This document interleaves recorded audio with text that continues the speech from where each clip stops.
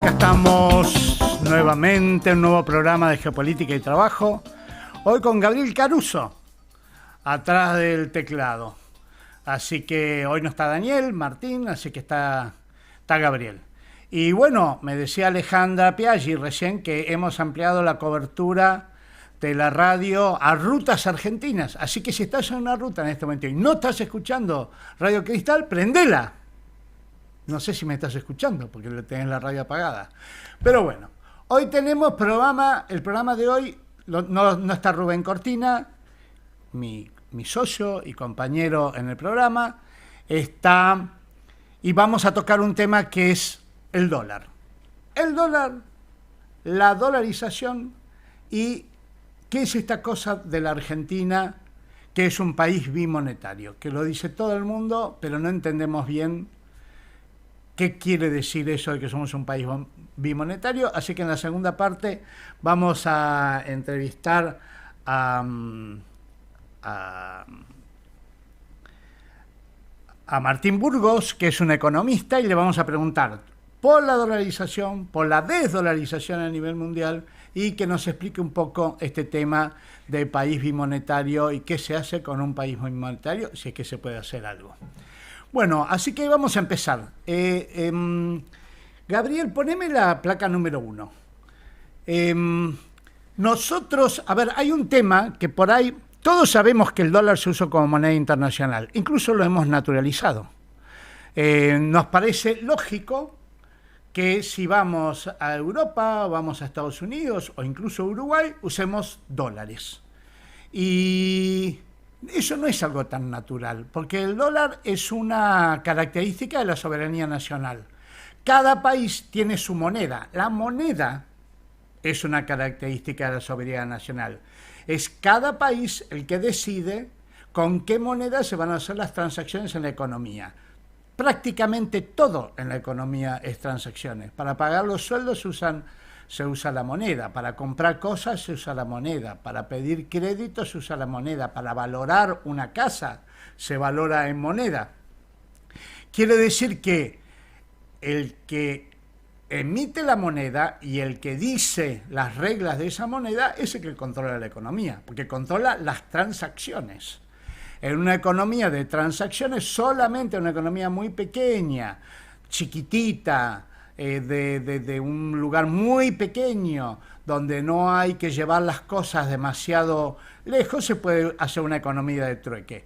Pero en donde ya hay que llevar cosas pesadas o hay que llevar las cosas lejos, la economía de trueque es imposible y se necesita moneda. Entonces, nosotros hemos naturalizado que el dólar sea la moneda del mundo. Porque el dólar no es una moneda emitida por las Naciones Unidas, es una moneda emitida por un país, pero que se usa en todas las transacciones internacionales. Eso lo hemos naturalizado y no tiene nada de natural, nada de natural. ¿Cómo empezó esta historia? Esta historia comienza cuando está terminando la Segunda Guerra Mundial y Estados Unidos y Inglaterra, sobre todo Inglaterra, el Imperio Británico era en ese momento, todavía era muy poderoso. Va a ser en ese momento donde el Imperio Británico va a empezar a descuajeringarse. Todavía el Imperio Británico tenía infinidad de colonias, la mitad de África era colonia británica, India era colonia británica, infinidad de colonias en todos lados. Hoy no tiene ninguna colonia, salvo las Islas Malvinas, que se resisten a descolonizar. Entonces se juntaron Estados Unidos y el Imperio Británico en ese momento para establecer lo que ellos llamaron en ese momento textualmente un nuevo orden económico internacional. Y esos acuerdos se hicieron en lo que se llamó Bretton Woods, un lugar en Estados Unidos donde se juntaron y varios países más, también estaba la Unión Soviética, y se juntan. Lo que no estaban eran las colonias. Apenas 44 países existían en ese momento en el mundo. Hoy existen casi 200 países, pero en ese momento solo 44 porque la mayor parte del mundo era colonia europea. Y se juntan en Bretton Woods y establecen que la moneda que se va a usar en las transacciones mundiales va a ser el dólar, y que el Fondo Monetario Internacional y el Banco Mundial, ahí se crean el Fondo Monetario Internacional y el Banco Mundial, van a ser las entidades financieras fundamentales de este nuevo orden económico internacional. Ese dólar de 1944, que comienza a aplicarse en 1945, era un dólar que podía ser convertido en oro. Es decir, si vos tenías un dólar, ibas a Estados Unidos y te daban un gramo de oro. Si tenías 100 dólares, estaban 100 gramos de oro. Y si tenías 1000 dólares, estaban 1000 gramos de oro. Es decir, el dólar era una especie de constancia de certificado de que vos tenías oro depositado en Estados Unidos. Patrón oro. Bueno, hay que tener en cuenta que Estados Unidos logró semejante poder porque en ese momento Estados Unidos era por lejos la potencia económica y militar más poderosa del mundo. Pensemos que en ese momento era el único país que tenía bombas atómicas. Es decir, que no solamente tenía un gran poderío económico, además tenía un gran poderío militar. Con semejante poderío, obviamente había que aceptar lo que dijera Estados Unidos, y por eso impone este sistema de patrón dólar, pero convertible en oro. Ok, así empezó esta historia.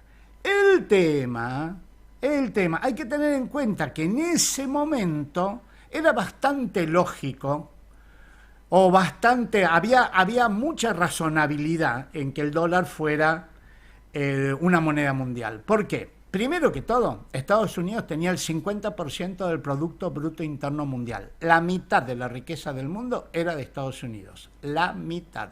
Ellos son apenas el 3% del mundo. Pero en ese momento, el 3% del mundo se quedaba con la mitad de toda la riqueza mundial.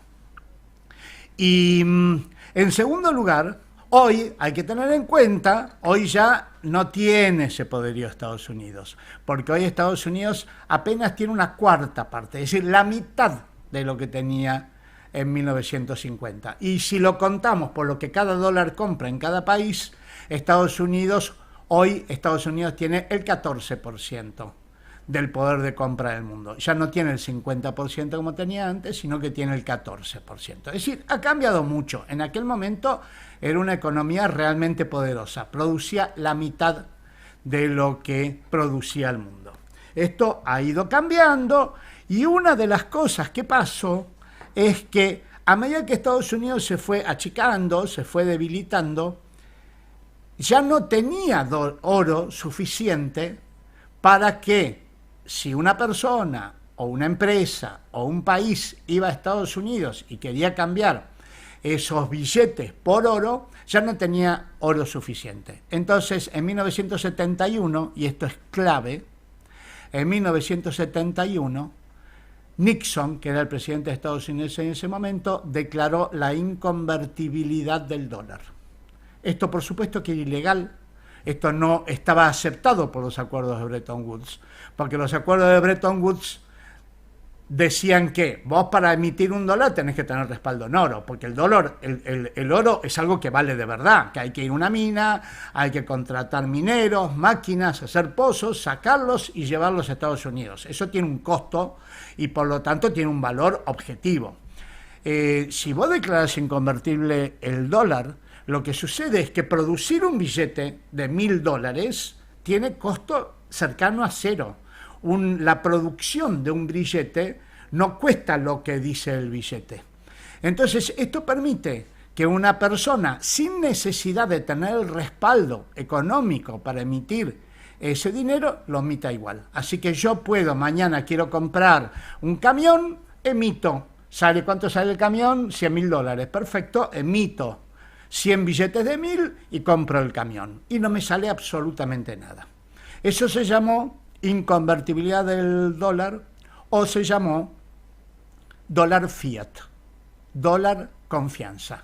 Es decir, se siguen utilizando dólares porque la gente confía en que cuando vaya a comprar algo le van a aceptar el valor de ese dólar. Y no se va a devaluar mucho en el tiempo. Hay confianza en la economía de Estados Unidos. Pero en realidad, si vos tenés solo un billete y si el día de mañana Estados Unidos quiebra, ese billete no vale absolutamente nada. Si vos querés vender, vale menos que un pedacito de cartón. Entonces, ahí hay un riesgo. Este riesgo se mide, por supuesto, internacionalmente y depende mucho de la situación económica de Estados Unidos. Hasta ahora, Estados Unidos había tenido una situación económica y militar muy poderosa. Nadie le cuestionaba. El único que le cuestionó a Estados Unidos su poderío mundial fue la Unión Soviética. La Unión Soviética fue derrotada o se disolvió allá por los años 90 y por lo tanto Estados Unidos mantuvo mucho poder. Pero eso no evita pensar que en realidad cuando nosotros usamos dólares, usamos algo que no tiene ningún respaldo, solamente la confianza. Y la confianza mató al gato, dice el dicho. Otro tema importante de esta dolarización del mundo es que si un país puede emitir la moneda del mundo, eso en realidad es un fenómeno colonialista. ¿Por qué? Porque la moneda es parte del Estado. Lo que legitima una moneda, lo que obliga a la gente a usar una moneda para hacer las transacciones es el Estado. Y si un Estado del mundo, le impone a todos los demás Estados del mundo usar su moneda, eso en realidad ni siquiera es neocolonialismo, es colonialismo puro. Es como que el Banco Central de todos los países del mundo lo manejo yo. Porque es mi Banco Central, que en Estados Unidos se llama la Fed, la Reserva Federal, la Fed. Es como si un Banco Central del mundo es de un país, es el Banco Central del mundo. Eso es un mecanismo colonial. En realidad, lo que sucedió al dolarizar el mundo es que Estados Unidos se quedó con una de los resortes esenciales de la economía, que es controlar la moneda. El que controla la moneda, controla la economía. Entonces, bueno, es un tema importante, así funciona el mundo. Tampoco vamos a andar generando ficciones que no suceden, por supuesto, pero hay que tomar en cuenta la fragilidad que tiene un mundo que depende de la solidez de una economía y que para eso financie esa economía. Poneme la número 2, por favor, Gabriel. Tan importante es esto que en algún momento Valéry Giscard d'Estaing, que fue un presidente muy importante de Francia, hablando del dólar, dijo una frase que hoy se usa siempre, que es: el dólar es un privilegio exorbitante. Esto no lo dijo Marx, ni lo dijo Mao, ni lo dijo Perón, ni lo dijo Lula. Esto lo dijo un presidente conservador de Francia. Porque es objetivo, y esto es lo que a veces es importante tener en cuenta. Naturalizamos cosas que no son nada naturales.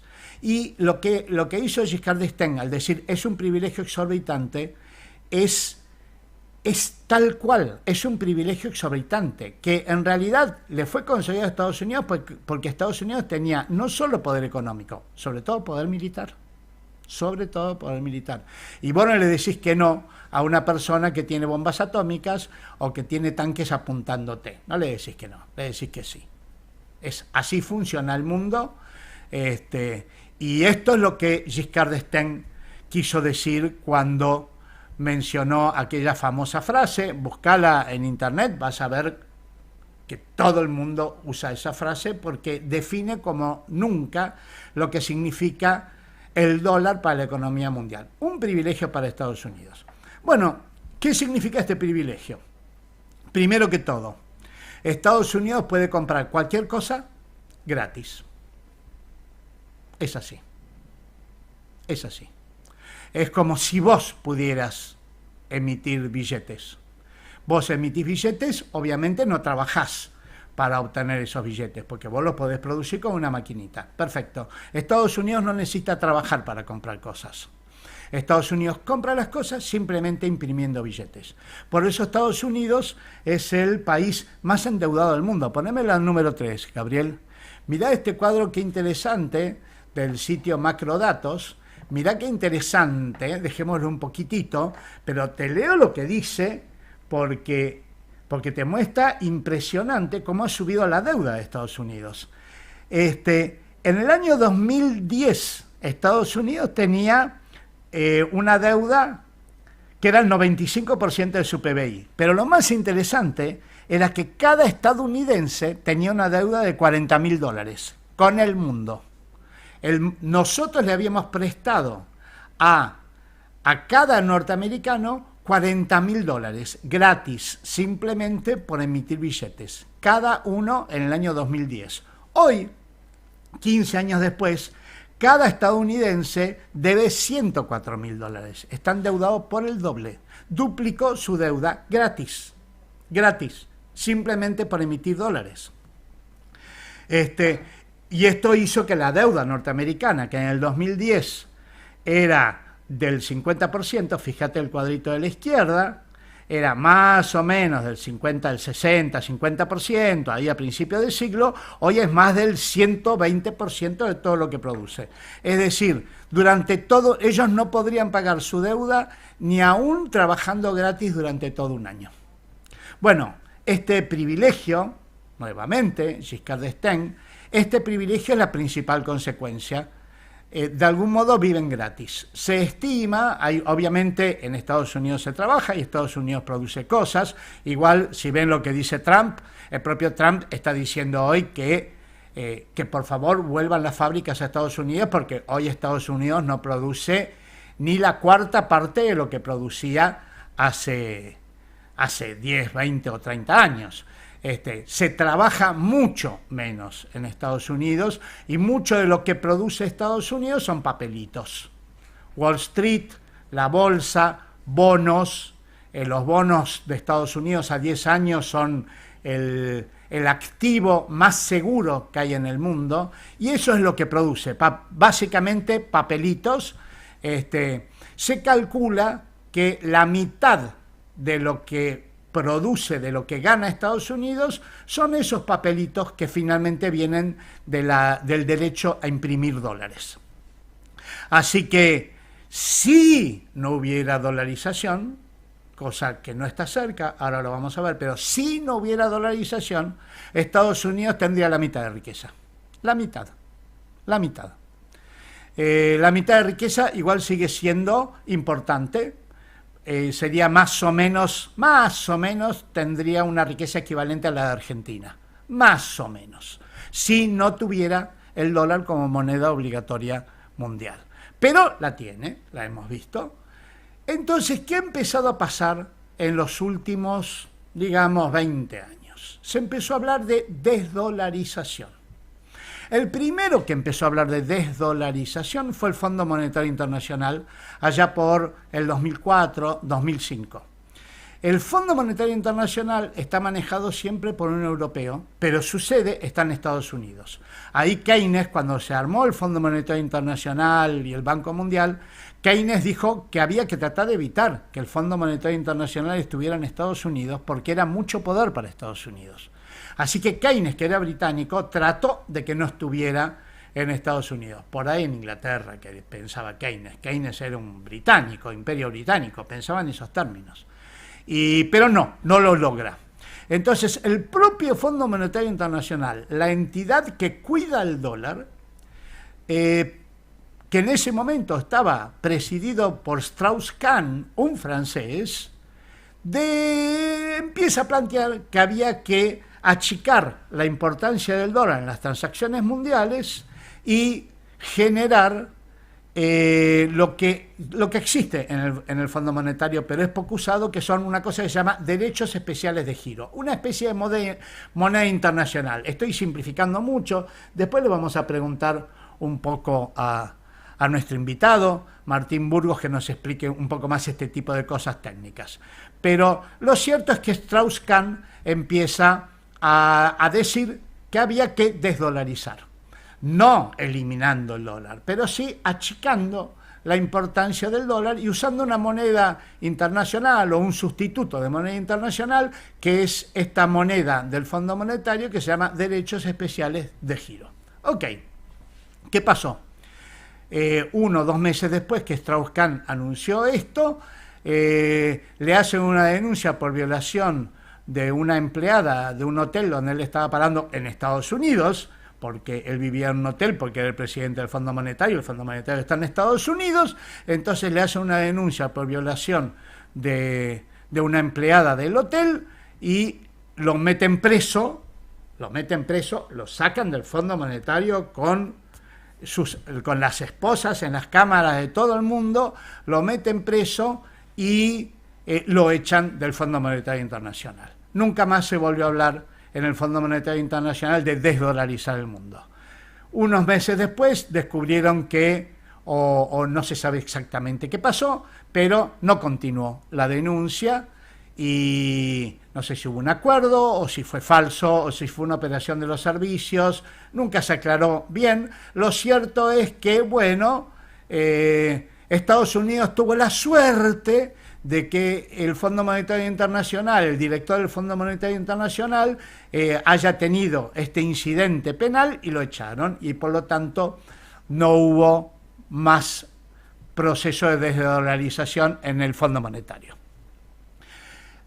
Un poco después, el presidente de Libia, Gaddafi, pensó también que podía empezar a vender el petróleo que producía Libia en una moneda que no fuera el dólar. Bueno, justo ahí se dieron cuenta que Gaddafi era un dictador y invadieron Libia y lo mataron a Gaddafi y nunca más se volvió a hablar de desdolarizar el mundo. Un poquito después, Saddam Hussein dijo que se podía tratar de desdolarizar el mundo.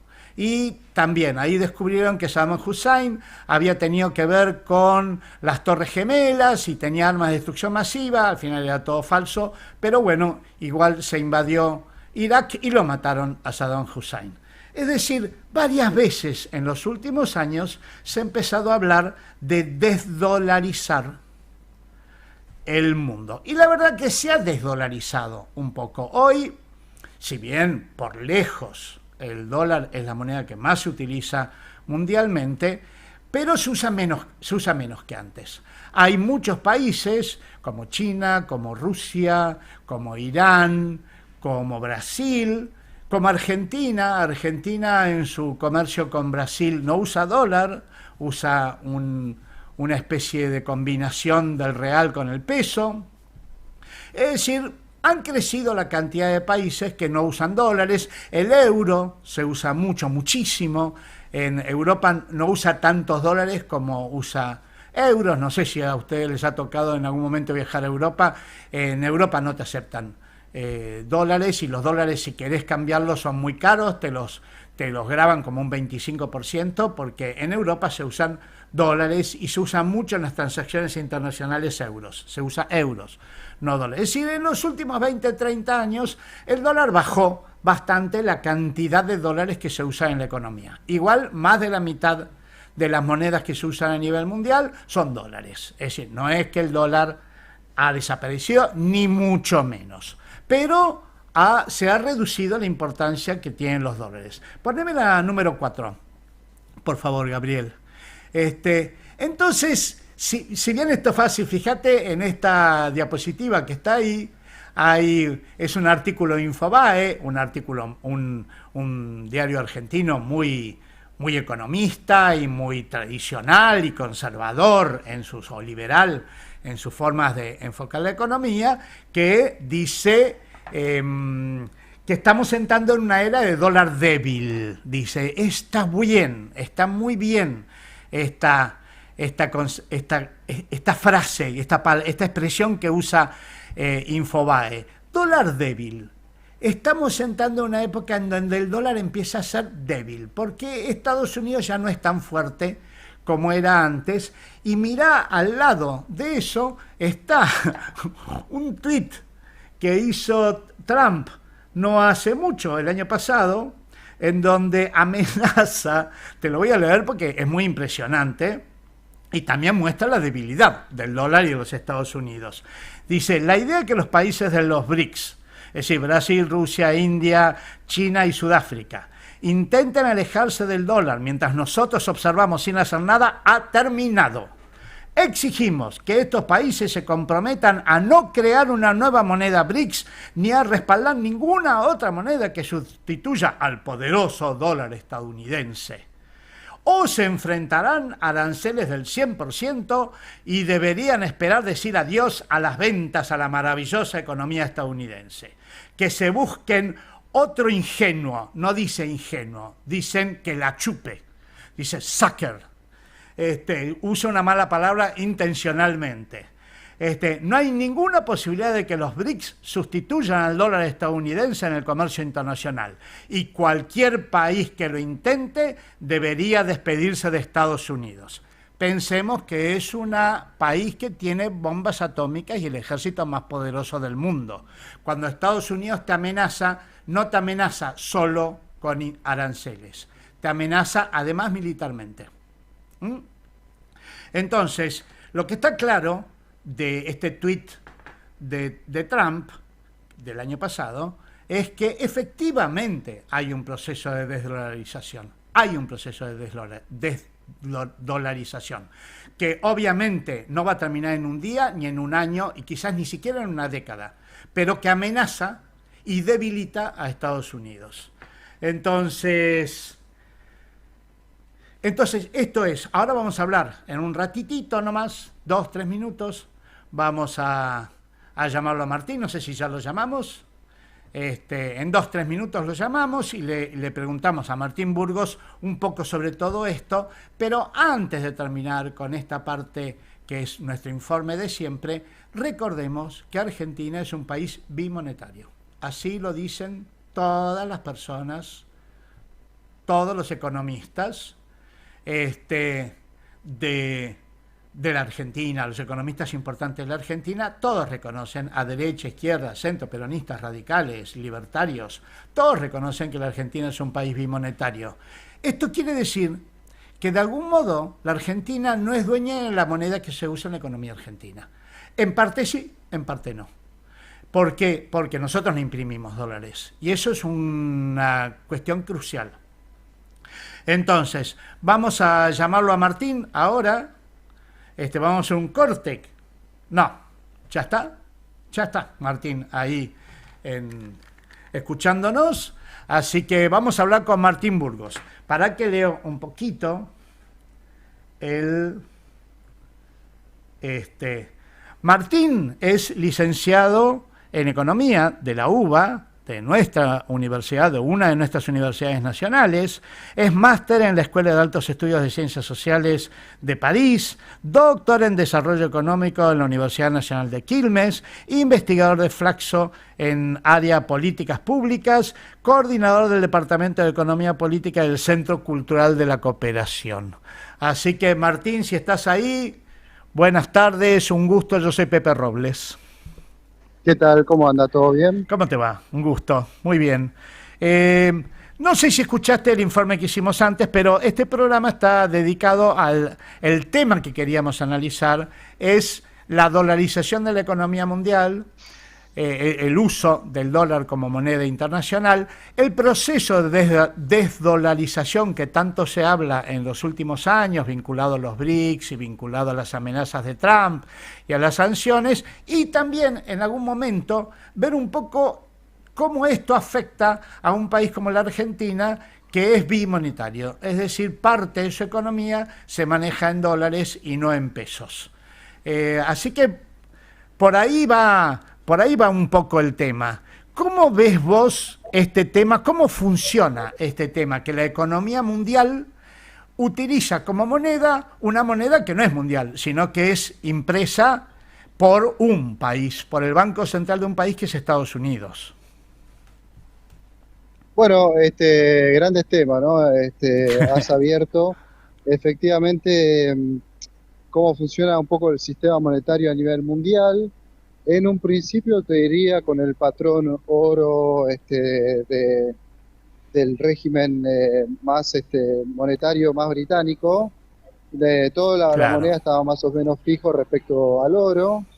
Después de la Segunda Guerra Mundial, esto empieza a haber un tipo de cambio que es el oro, era un tipo de cambio fijo respecto al dólar, y el dólar tenía tipo de cambio fijo respecto a todas las demás monedas, claro. o sea, todas las demás monedas se referían al dólar, y eso era posible porque el dólar tenía efectivamente un excedente, Estados Unidos tenía un excedente en su industria, en su productividad, que le permitía tener superávit fiscal siempre, ¿no? Superávit eh, externo siempre.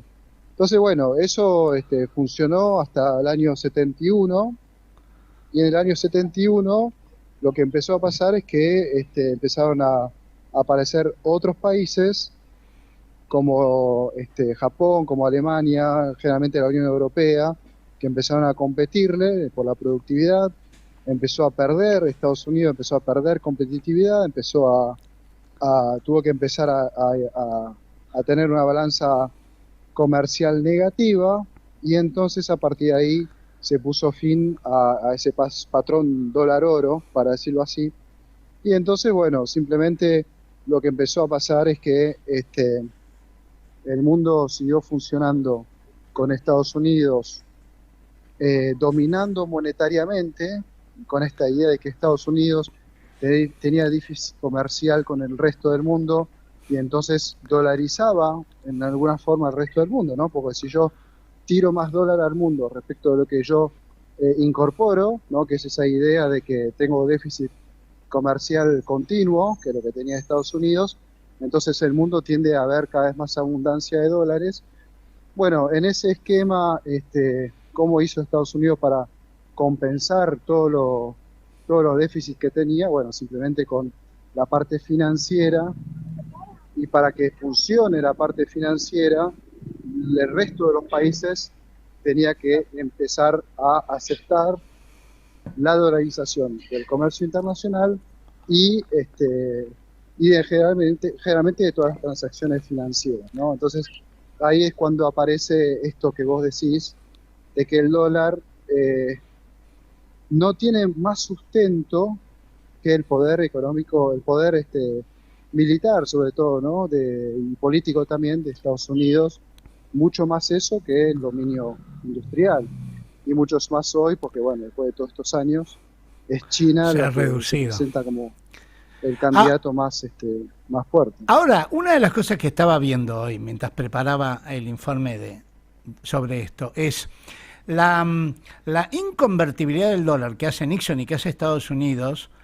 Es ilegal, es decir, los acuerdos de Bretton Woods establecen que tiene que tener respaldo en oro. ¿Qué pasó ahí? ¿Quedó es ilegal? ¿Es algo que hizo de prepo o en algún momento eso se blanqueó? ¿Cómo funciona esto? No, no, es de No es que prepo. sea ingenuo de que la legalidad, es decir, la legalidad en un mundo que está en guerra todo el tiempo, la legalidad no es que la respeten mucho, pero es ilegal. No, a ver, lo mismo digo, digamos, ¿no? Si se trata de economía y de poder geopolítico, incluso te diría, la legalidad suele pasar en segunda instancia. Digamos que eran acuerdos. Los acuerdos de Bretton Woods eran acuerdos, y entonces simplemente lo que se hizo a partir del año 74 es que algunas partes de esos acuerdos se rompieron, entre otros ese tipo de cambio fijo. Pero bueno, como nadie dijo nada y nadie estaba en condiciones de disputar absolutamente nada, la cosa siguió así. Hay un libro bastante interesante de Varoufakis que se Ajá. llama El Minotauro Global, Varoufakis, que que fue ese el ministro de Economía o el presidente de Grecia, ¿qué era? Ministro de ministro de Economía. Economía, sí, Sí. sí, sí. De la Grecia que quebró. Que, sí, sí, que él, bueno, asume y quería hacer una política mucho más de izquierda de lo que finalmente Sí. se hizo. Bueno, y se terminó yendo. Bueno, la cuestión es que hay un libro de él que se llama El Minotauro Global, Ajá. que un poco refiere a esto, ¿no? Esta idea de que al fin y al cabo, a partir de los años 70 y de ese quiebre que vos mencionabas de Bretton Woods, el resto del mundo aceptaba la situación esa porque no aceptarla podía llegar a ser peor, ¿no? Mm. Entonces, en un punto, aceptar el dólar era pagar un tributo, ¿no? Un poco si el que recuerda la historia del Minotauro va por ahí, pagarle un tributo a ese Ah, Minotauro que es Wall Street, y el tributo que le pagabas era muchas veces que los dólares que te daban a través del comercial Estados Unidos, a través de su déficit comercial, vos lo reponías, eh, pero desde las finanzas, es decir, que vos con esa plata que tenías acumulabas reservas, y esas reservas que son, por ejemplo, bonos de Estados Unidos que comprabas en Wall Street. Entonces esa plata termina volviendo a Estados Unidos por la parte financiera. Entonces, bueno, digamos que se pasó en los hechos a otro acuerdo, que sería ese. Vos me pasas los dólares por la parte comercial y yo te los devuelvo por la parte financiera. mm. Claro, que eso que se dice mucho, que Estados Unidos no exporta bienes, pero exporta activos. No, no exporta bienes, yo te diría que sí, es un ida y vuelta. Manda los bienes y en devolución le financian los demás países, le financian el déficit fiscal a través de devolverle esa, esa, ese dinero, Ok, a través de Wall Street y todo eso. vayamos a una sociedad ideal donde el poder no juega ningún rol y donde se pudiera organizar el mundo como si fuera un solo país. Eh, no es lógico que una parte del mundo emita la moneda del mundo. ¿Esto es así o no es así? Bueno, es una cuestión de costos y de beneficios. Evidentemente, hasta ahora, lo que dice Varoufakis, por ejemplo, es que eso terminó siendo bastante conveniente para países como China. Ajá. ¿Por qué China? Porque China le permitió empezar a vender muchísimo a Estados Unidos, y eso le permitió crecer, Ah, le permitió desarrollarse, y con y como le importaba de Estados Unidos muy pocas cosas, y China le exportaba, bueno, algo de industria, pero sobre todo soja, materia prima, a Estados Unidos, y le devolvía muchísimas mercaderías industriales. Todo eso fue fundamental para el desarrollo de China. claro. Entonces, qué hacían con la diferencia los chinos? Los chinos empezaban a comprar reserva, acumular reservas, cosa que hicimos nosotros también, ¿no? En su momento, y esa acumulación de reservas se hacía en bonos del Tesoro de Estados Unidos. Es decir, en un punto, el exceso de consumo sobre la producción que tenían los Estados Unidos lo terminaban financiando los chinos, a través de ellos mismos comprando los bonos y facilitando como si fuera un crédito al consumo, ¿no? Ahí te pido disculpas porque justo por ahí estoy justo pasando por la marcha por Plaza Está la Congreso. manifestación. Entonces, bueno, van a escuchar algunos bombos, no se asusten. Tenemos una manifestación, digamos, también a quienes estén viendo el programa ahora. Hoy es miércoles y Marcha de hay una gran jubilados. manifestación en el Congreso de los jubilados y del CONICET y de muchos sectores que Y están protestando. exactamente. Y no sé Queda si no es el grabado el fundamento programa, así también. que también esto se va a ver en otro momento. Sí. Así que bueno, un poco eso es lo que, un poco el largo camino de la hegemonía del dólar pasa por ahí. Obviamente esto siempre está en disputa.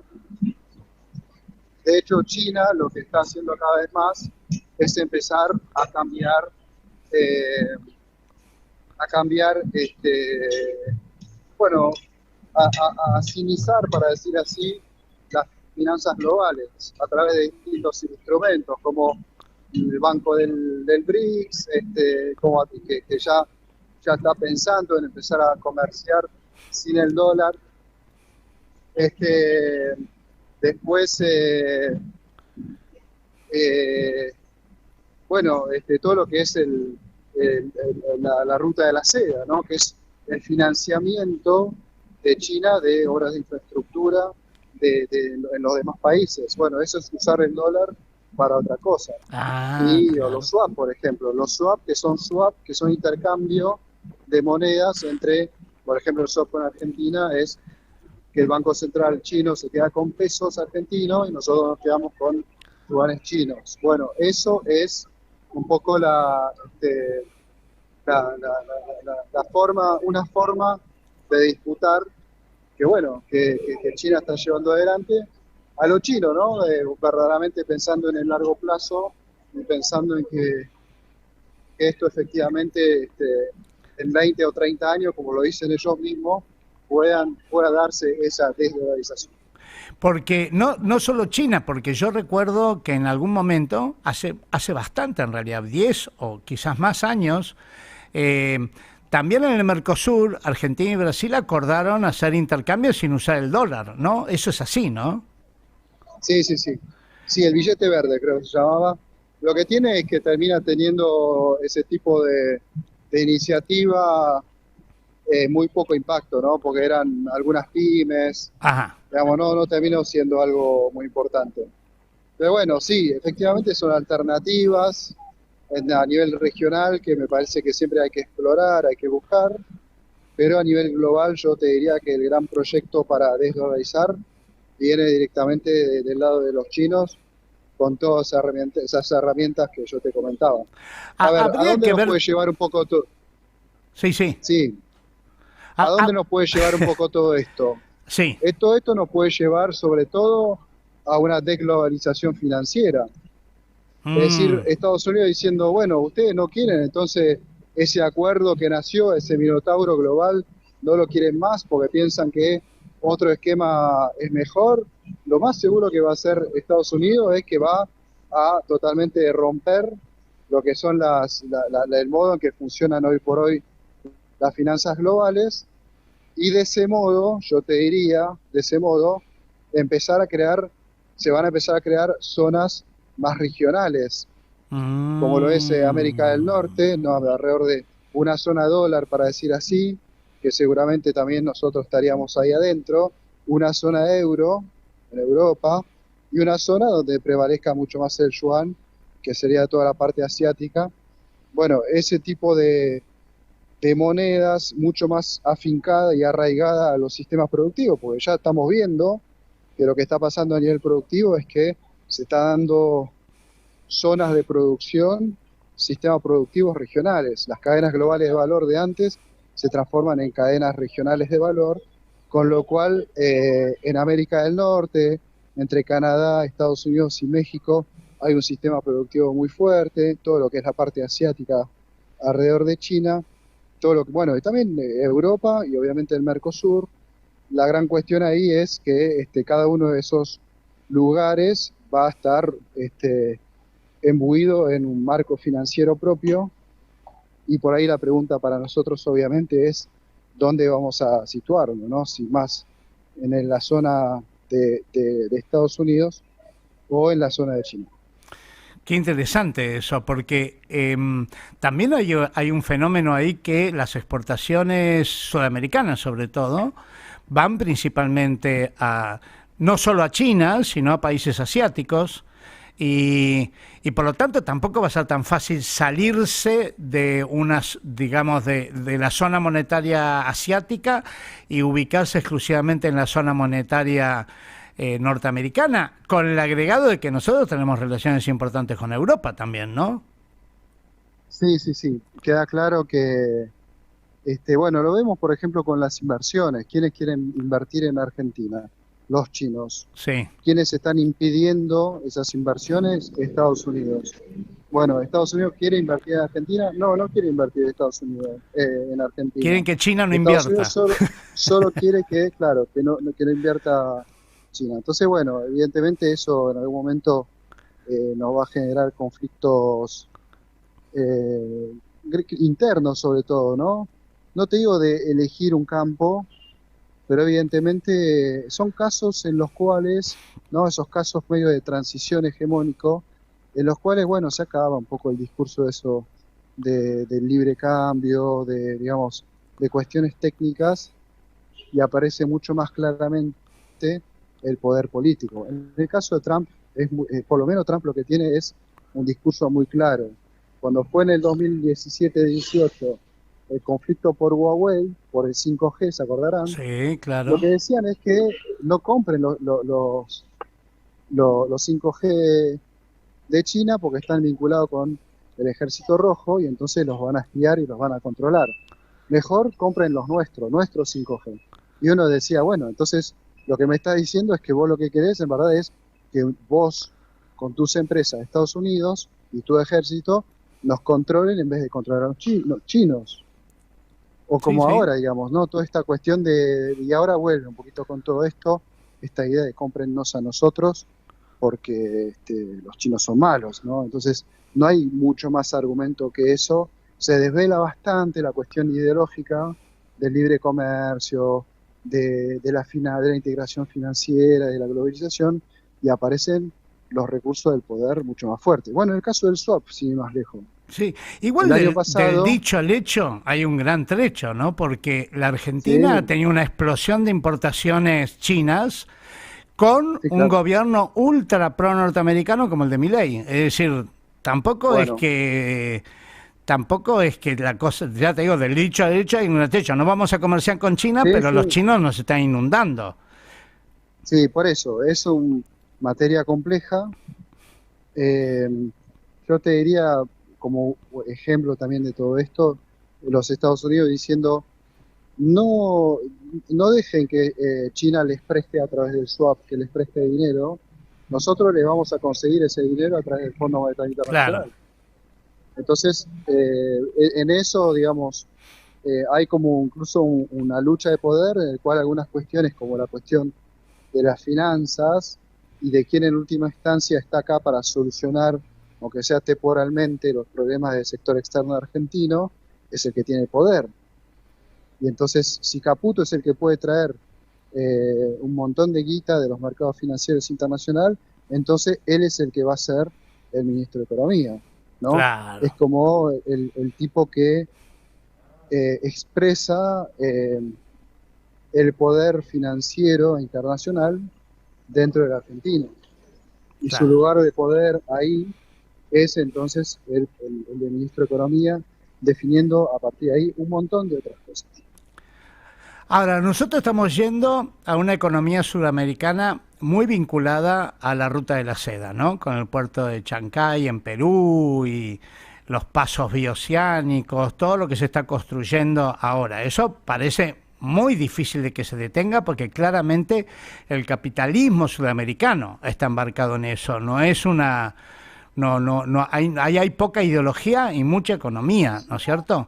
Va a ser muy difícil que Argentina se pueda.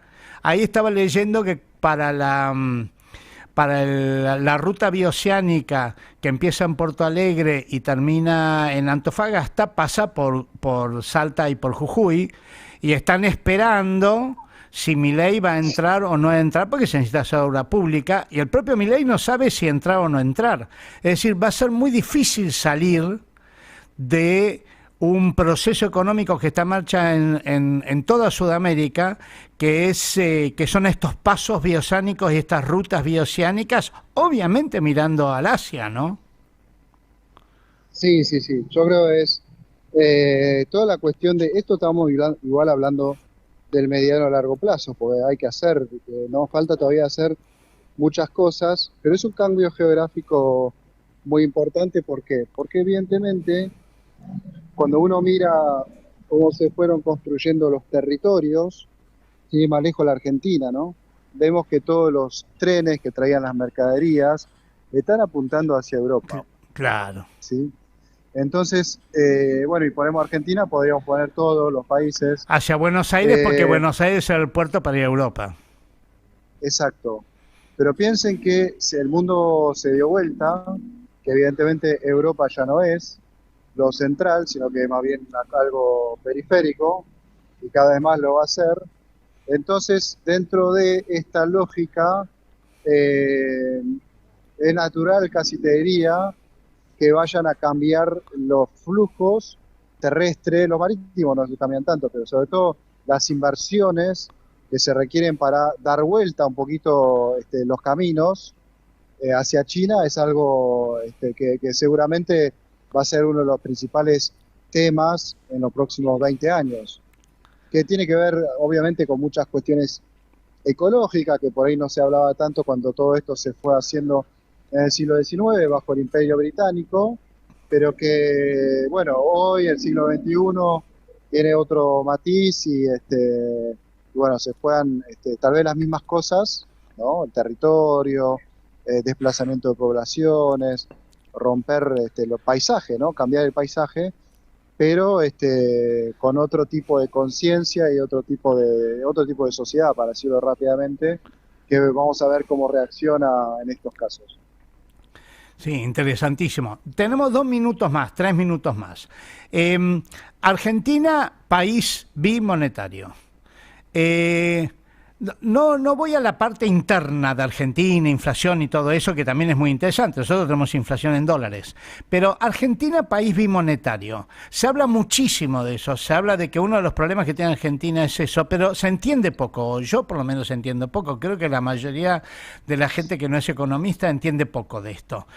¿Cómo impacta esto de que nosotros, la moneda que nosotros usamos cotidianamente, a veces son pesos, a veces son dólares?